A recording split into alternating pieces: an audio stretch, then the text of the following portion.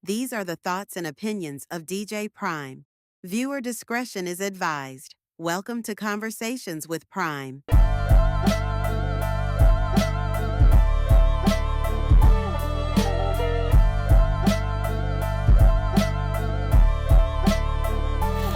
What's good, ladies and gentlemen, and welcome to another episode of Conversations with Prime, Equipment Obsession, episode 27. Once again, these are my thoughts, these are my opinions. Let's have a conversation. Once again, I want to thank everybody that's tapping into the Conversations with Prime. We got some good content coming up. We got some dope DJs that I'm about to interview, and I want to thank you all for supporting the channel. And if you don't mind, please subscribe, please like and share the video if you don't mind, and we're going to get to it. Equipment obsession, very, very interesting topic. And sometimes these topics just be coming to my head, and I was just washing dishes in the kitchen trying to, brainstorm on some topics, and it just came up. And this is a real great topic because I can relate to this because I have a lot of equipment. And I want to tell people that's getting into DJing, having one setup is great. Some may argue you don't need multiple setups, one is good. Yeah, but having one setup is not bad at all. If you feel that that's all you need and it gets the job done, so be it. There's nothing wrong with that. Don't get caught up in just buying equipment to buy it. Kind of have a reason for it. Having multiple setups is costly. It could cost you anywhere from $300, $400, $3,000, $4,000 and more if you want to invest in a bunch of different equipment. And the reason why I say invest, because I'm gonna get to that point on why I have multiple setups in a minute. But it's very costly, so be wise when you're buying equipment. If anything, have your work pay for the next equipment. Don't just be coming out of your pocket buying equipment and things like that, because it will cost you. At the beginning, at first, get what you need. Sit down and ask yourself, do I need this? Why I need it? Why should I buy it? Does it make sense? Do your research, ask friends. If you have DJ friends, ask them like, hey, which equipment do you think I should go get? What do you think is good for me?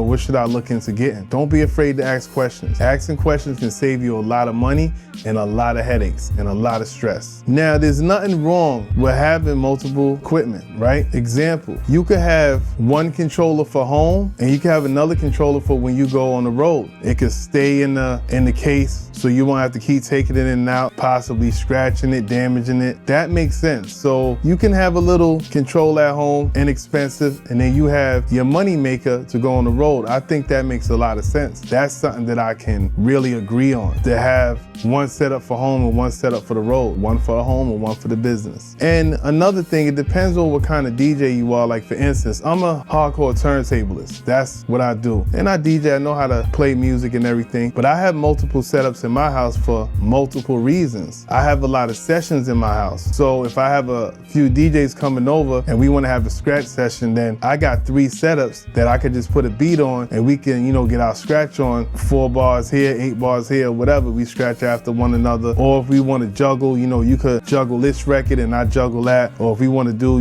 like a little orchestra, have one person on the beat, one person could be playing the melody and the other person be scratching, things like that. So that's why I have it. And I'm going to get to the point of telling you why I have multiple setups and how I got it. So make sure you watch this to the end. So that's another thing. If you want to be a turntablist, cool. You may find yourself with more than one setup, and that's understandable. But if you're a DJ and you just want to stream or you just want to do mobile parties, you could get away with one with no problem. To keep it real with you, I know some people that just DJ from their laptop and don't have no control, no nothing. That's for another episode. Like I told you, I was going to get to that point of telling you why I have multiple setups. First and foremost, just to let you know, I am an instructor. I do give DJ lessons. It makes sense for me to have multiple setups, even though that's not why I got multiple setups. That's not how I initially got it in the beginning. By me having multiple setups, when I'm teaching someone, and say I'm teaching someone scratching, so I'll have them on one setup, I'll be on another setup, and I'll be like, hey, this is how you do this scratch.